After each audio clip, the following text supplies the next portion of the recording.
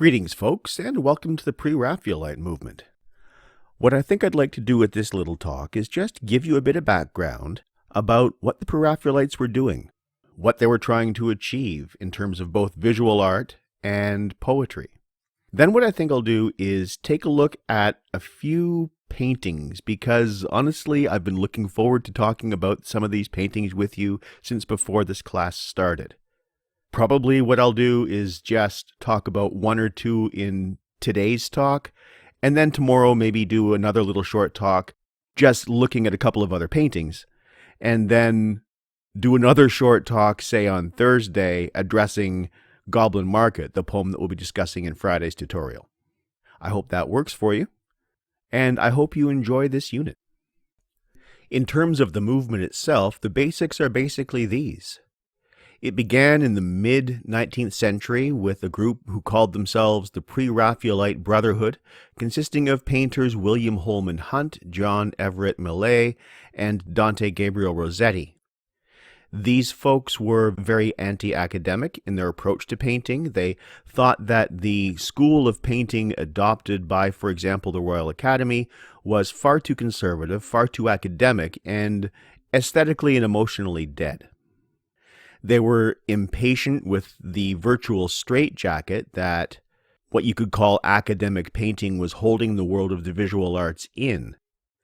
And working against this, started producing work with very strong, bright colors and ambiguous lighting, sacrificing some of the elements of realism that had been developed really since the Renaissance, and aiming for, instead, a strong emotional reaction, even if at the expense of technical perfection.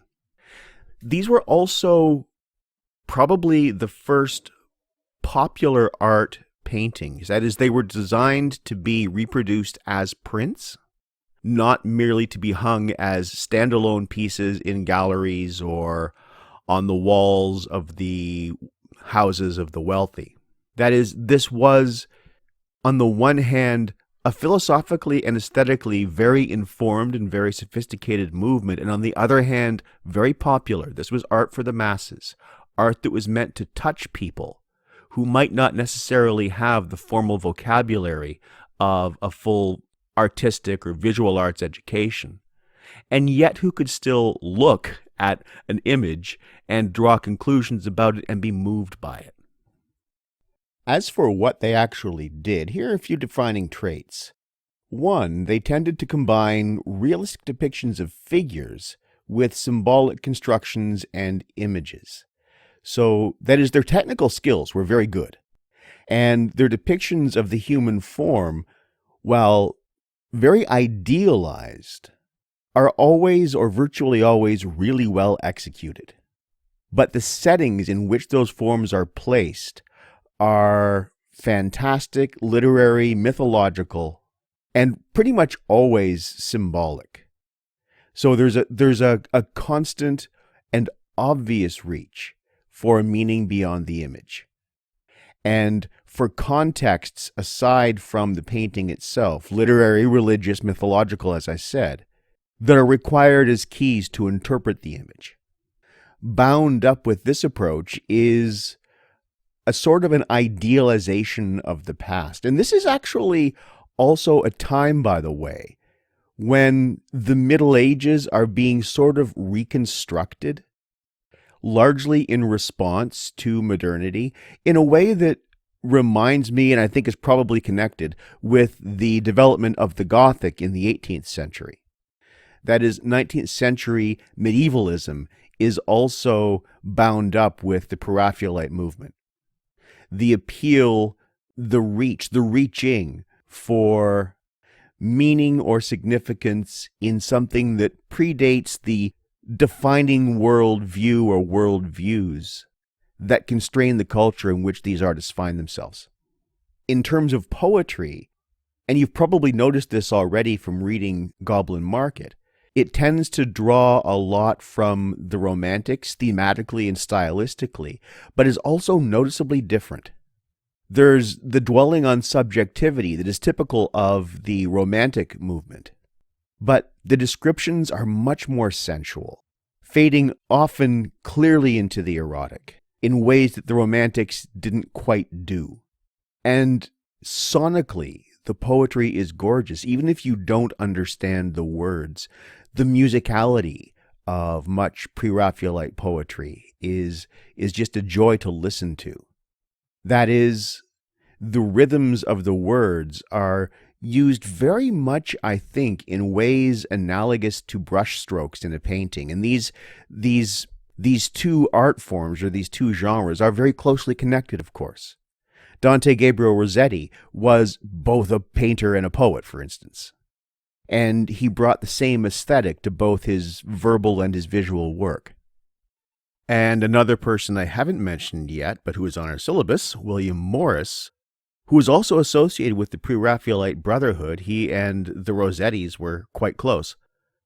Was not only a novelist, and a very experimental novelist, but also a designer of wallpaper, decorative wallpaper, and a printer, a master printer, who printed some gorgeous books that in and of themselves, I'm thinking, for example, of the Kelmscott Chaucer, were works of art quite aside from their contents. So if I were to boil down the Pre-Raphaelite movement to three really sort of obvious categories, I would say one would be eroticism. This is very openly erotic work. As you've noticed, I'm sure, if you've read Goblin Market, and as you'll see as we go through some of the paintings that I want to discuss with you. Two is aestheticism. This is self-consciously work striving for artistic beauty, for its own sake, and without necessarily grounding itself or justifying itself in religious or philosophic arguments beyond the reach of the paintings.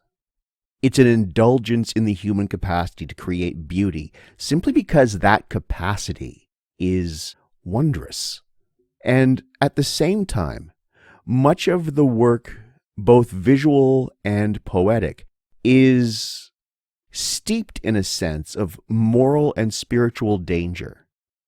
The sense that we live in a dangerous and unstable world that is perhaps more complex and more interesting than the self-satisfied stabilities of the dominant worldviews, be they the capitalist worldview in economics, the Christian worldview in religion, or what have you, may actually have to offer or admit. And this isn't to say that, for example, the Pre-Raphaelites were against Christianity. They weren't. There's a lot of Christian imagery built into a lot of their work. But at the same time, there is a spiritual danger there, and an instability and a permeability of spiritual borders or boundaries that I find very compelling, and that merges wonderfully, I think, with both the aestheticism and the eroticism of this whole body of work. And the hair. My God. The hair. But let's get to some paintings. For now, I'd like to talk about a pair by Dante Gabriel Rossetti. The first one is called Prosperine, dated to 1874. And yes, I stand by my comment about the hair.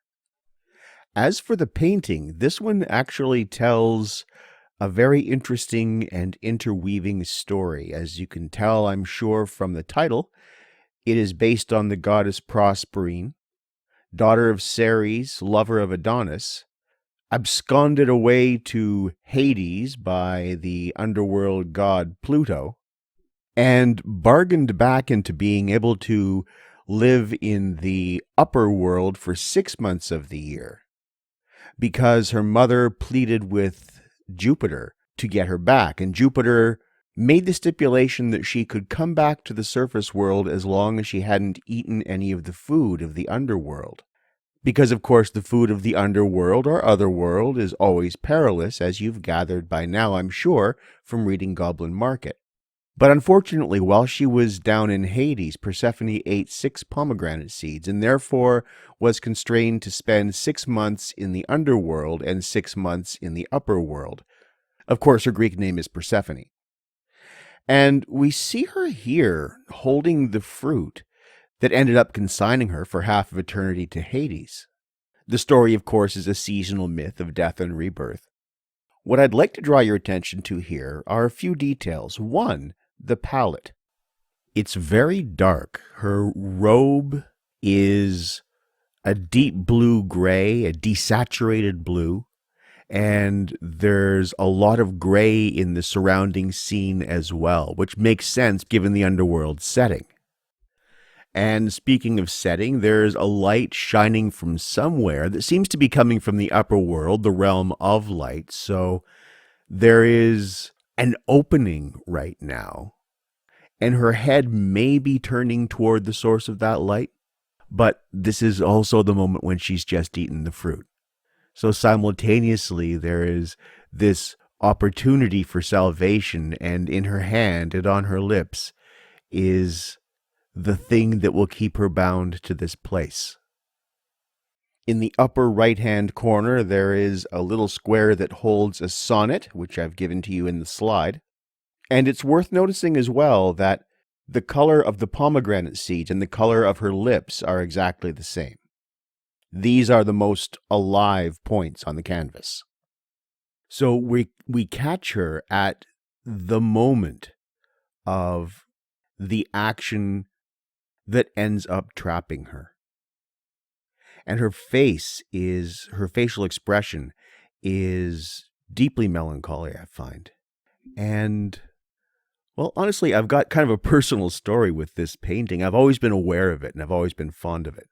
But one day, summer of 2010, actually, I was in England giving a paper, and I'd taken a couple of days. The paper I was giving was at Leeds, and I'd taken a couple of days to spend in London because I'd never been to London before, and I really, really wanted to see London. So one of the things I'd set for myself to do was to visit the Tate Gallery, because the Tate is where one of the best collections of Pre-Raphaelite painting in the world actually resides. And one of my favorite paintings, William Waterhouse's 1888 Lady of Shalott, the first of 3 paintings he did of Lady of Shalott, which we'll be looking at in a while, hangs in the Tate, and I desperately wanted to visit it. I've loved that painting for my entire life. So I spent about an hour sitting on a bench in front of one of my very, very favorite pieces of art in the entire world, being awed by it, even though for years I had a print of it hanging on my wall, given to me by a girlfriend who looked very much like the model in the painting. But to see it in person is the detail and the texture of it. I've yet to see a reproduction that can actually do those justice. And spending an hour just in awe of this wonderful work of art, based on a wonderful poem and on a wonderful mythological narrative, was literally a dream come true. And as I wrapped up that hour of just contemplating and appreciating and writing in my journal, I stood up and I turned. And out of the corner of my eye, I caught this face and these lips and this head of thick black hair, and I was compelled by it. I didn't know that painting was there, and it ambushed me. I've never been ambushed by a work of art before, but I literally staggered back and sat down. And it's a good thing there was a bench behind me, because I didn't check, and I just gawked at this thing. As gorgeous as it is in the slide, to see it in person, the richness of the palette, every single little detail of it, it's the most captivating work of visual art I've ever seen. And after I finished being ambushed and awed by this work of visual, sensual, mythological, erotic beauty, I got up and I went and read, of course, the little card, because all the paintings have cards giving background. And that's where I learned the story behind the painting. And this is the story. Remember when I said that Rossetti was quite close to William Morris? This is true, but he was closer to Morris's wife. And the model in the painting is Jane Morris, William Morris's wife. The Morrises had an unhappy marriage. Jane was very unhappy. She felt trapped, very much like Prosperine in the painting, in the myth. And Rossetti was in love with her, and the two of them ended up having an affair during largely summers spent at Kelmscott Manor on a recurring cyclic basis, very much also like the myth. And to read both the mythological narrative and the biographical narrative, both of which are depicted in the painting, is, I think, to get a sense of that, on the one hand, the eroticism that is so much a part of Pre-Raphaelite art, and on the other, that sense of spiritual, moral danger that is also central to the movement. And when we look at Prosperine and the expression on her face, in that moment of decision, we're also looking at Jane Morris. And Dante Gabriel Rossetti, of course, is looking at both of those things and merging them together into this one image. So with that in mind, maybe we'll take a look at the sonnet. I'll just read the sonnet, leave you to think about what it's all about before we move on to the next painting. So here's the sonnet, Prosperine. Afar away the light that brings cold cheer unto this wall, one instant and no more, admitted at my distant palace door. Afar the flowers of Enna from this drear, dire fruit, which, tasted once, must thrall me here. Afar those skies from this Tartarian grey that chills me, and afar, how far away, the nights that shall become the days that were. Afar from mine own self I seem, and wing strange ways in thought, and listen for a sign, and still some heart unto some soul doth pine, whose sounds mine inner sense in fain to bring continually together, murmuring, woe me for thee, unhappy Prosperine. The second painting I'd like to look at is another one by Dante Gabriel Rossetti, and another one featuring Jane Morris, this one from 1877, called Astarte Syriaca.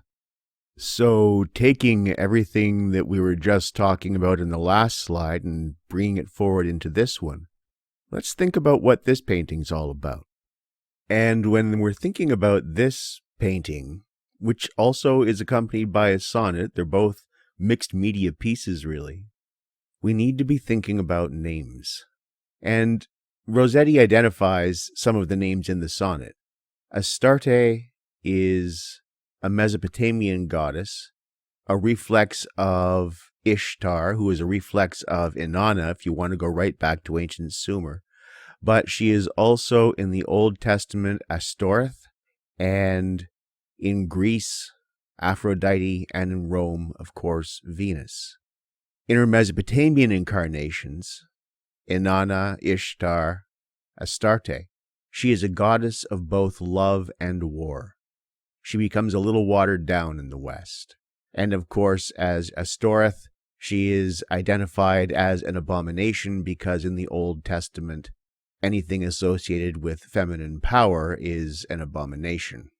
But what we're looking at here is anything but an abomination. And here as well, I need to admit to some personal bias. I've long loved the goddess Inanna. I have a collection of her hymns dating back to ancient Sumer, signed by one of the translators. It's one of the most important books in my library, and it contains an early version of the myth that becomes the descent of Prosperine into Hades after many, many centuries of transformation. Astarte, Venus, Aphrodite, is the goddess of both eroticism and inspiration, and she's functioning here as Jane is functioning, and as Jane functions in the Prosperine painting as Rossetti's muse, embodying the forces of both creation and destruction. This is how those forces of eroticism and war work together, isn't it? But let's take a look at the image itself and see what we can make of it. Astarte's robes here are very similar in color, not identical, but similar to what Prosperine is wearing in the painting we just looked at. Or in other words, Jane is depicted in very similar ways in the cases of both goddesses, but there's a big difference here. She is looking straight at you. And as with so many of Rossetti's paintings, the rendering is gorgeous. So there is this beautiful human being looking out of the canvas at you, with her robe slipping off of her right shoulder. Again, the eroticism here actually got Rossetti into a bit of trouble. There were some critics who thought he went too far with this. Remember, this is the Victorian period, when people covered the ankles of their pianos because they thought those might be too erotic. It's that uptightness against which the Pre-Raphaelites are very much rebelling. But you can also look at the placement of her hands. It looks like, well, the shoulder has slipped on her garment. It also looks like she's about to undress, and she is looking right at you. The eroticism here is orders of magnitude, I think, more intense than that in Prosperine. And there is not a hint of weakness or surrender, those passive attributes that are often assigned to women. Her face is strong, and if there's one thing the patriarchy can't stand, it's a strong woman secure in her own erotic energy. That is, the painting is very much a challenge to so many of the social, moral norms of Rossetti's and Morris's society that I'm not sure it will be possible for me to love it more. In any case, as with the Prosperine painting, it is also accompanied by a sonnet, which I think I'm also going to read you. I hope you like it. It goes something like this. Mystery. Lo, between the sun and moon, Astarte of the Syrians, Venus, queen, ere Aphrodite was. In silver sheen her twofold girdle clasps the infinite boon of bliss, whereof the heaven and the earth commune.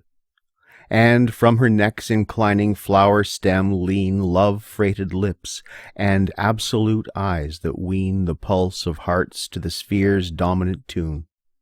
Torch-bearing, her sweet ministers compel all thrones of light beyond the sky and sea, the witnesses of beauty's face to be, that face of love's all-penetrative spell, amulet, talisman, and oracle, betwixt the sun and moon, a mystery.